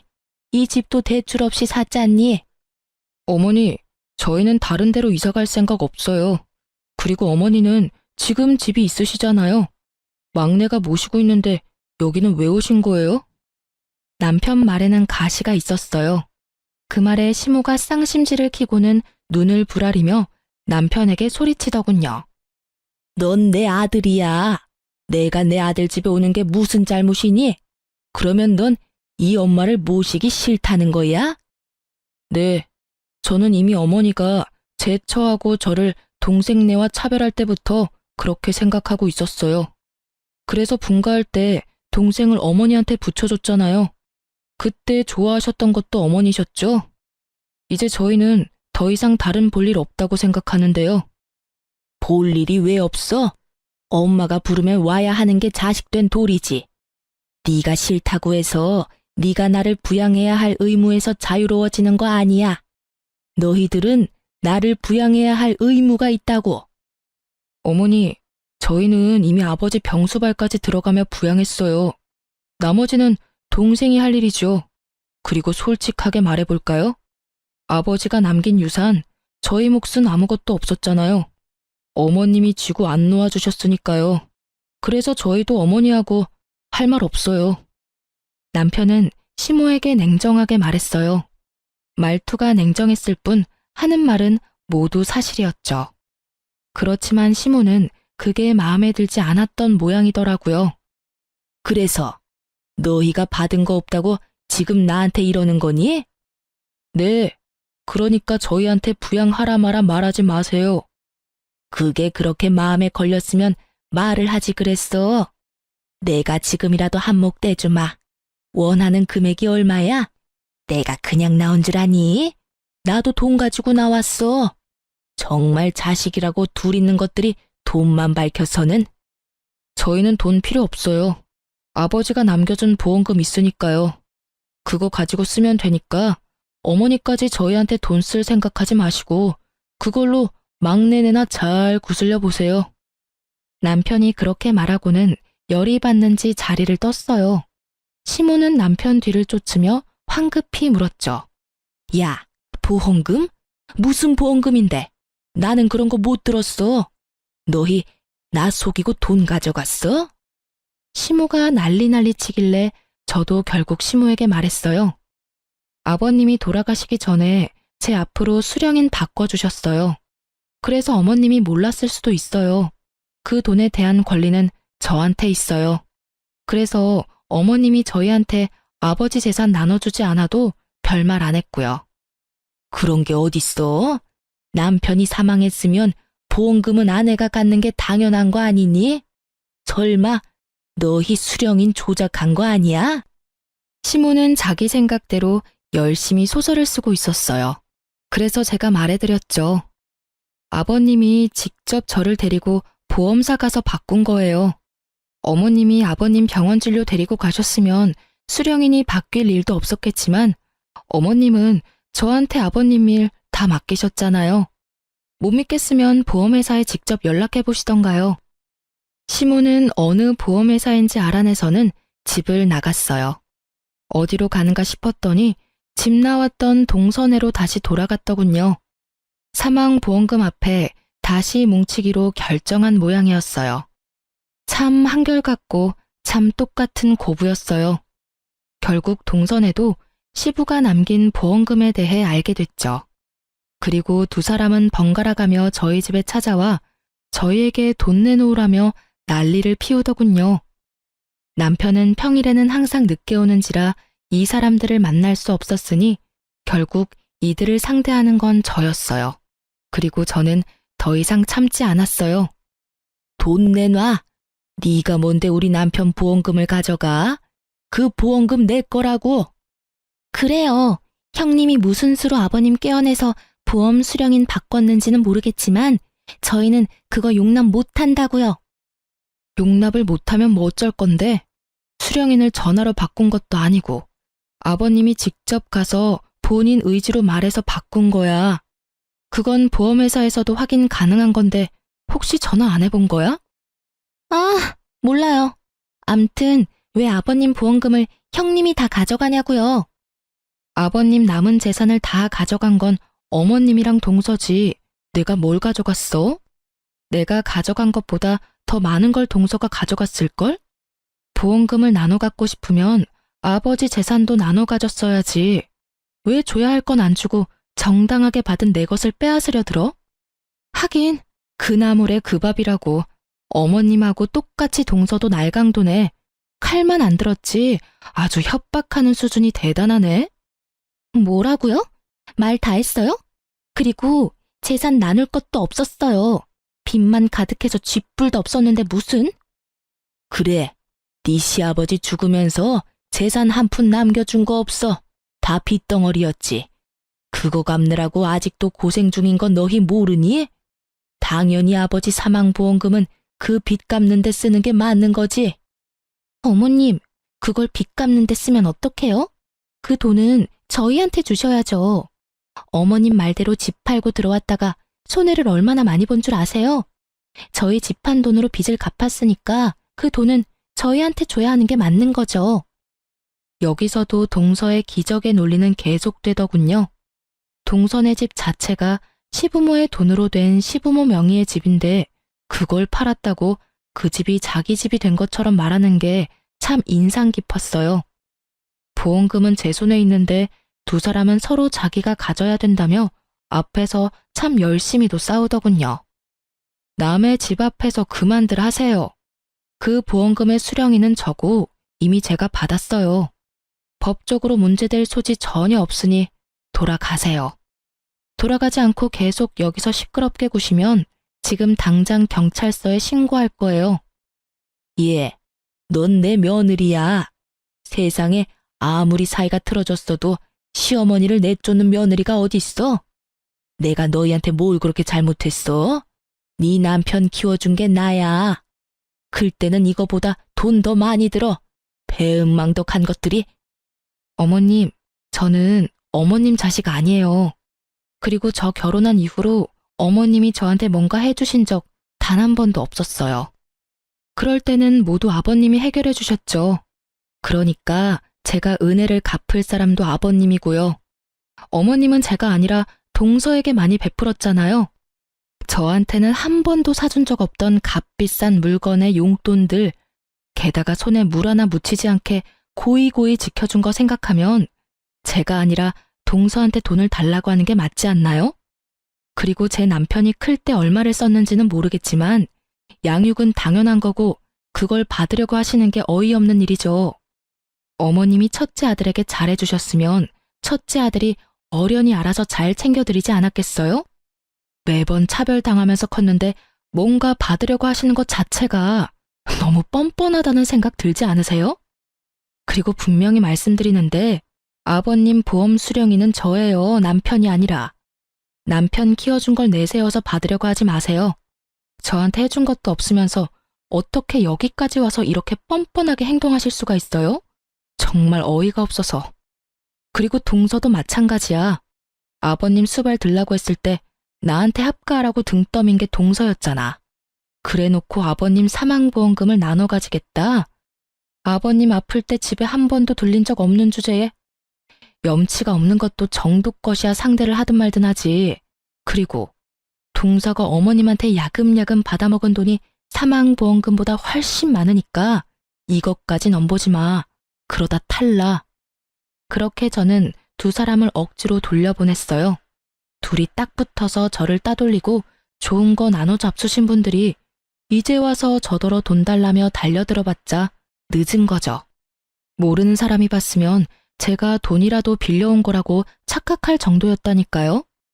이 일에 대해 알게 된 남편은 막내 도련님에게 크게 화를 냈고 결국 시모와 동서는 더 이상 저희 집에 찾아오지 않았어요. 시모와 동서가 어떻게 되었는지 나중에 듣고는 한참을 몰래 웃어야 했어요. 동서와 막내 도련님은 결국 시모를 요양원에 보내버렸어요. 시모가 매번 동서와 부딪히게 되고 동서가 막내 도련님에게 매번 잔소리를 하게 되는 악순환이 반복되면서 결국 막내 도련님이 포기한 거죠. 게다가 그때쯤 고관절 골절로 병원에 입원하게 되었으니 요양병원에서 요양원으로 자연스럽게 이동시켰더라고요. 동서에게 이것저것 퍼줄 때는 이런 결과를 전혀 예측 못했겠죠. 그리고 동서는 시모를 내보내고 아주 잠깐 자유를 만끽한 듯 하더라고요. 지금은 누구보다 바쁘게 지내고 있고요. 동서와 막내 도련님이 자기를 요양원에 집어넣을 거라고 예상한 시모가 막내 도련님 카드로 돈을 한껏 빌렸더라고요. 그뿐이면 다행이죠. 저번에 시모가 저희 집에 왔을 때 시댁집을 담보로 대출까지 받아왔었잖아요. 시모가 그 돈들을 아무도 모르는 자기 통장에 다 넣어두고 내주질 않았더라고요. 그 탓에 동서와 막내 도련님은 어거지로 자신들의 앞으로 된 대출금을 갚느라 개고생 중이더라고요.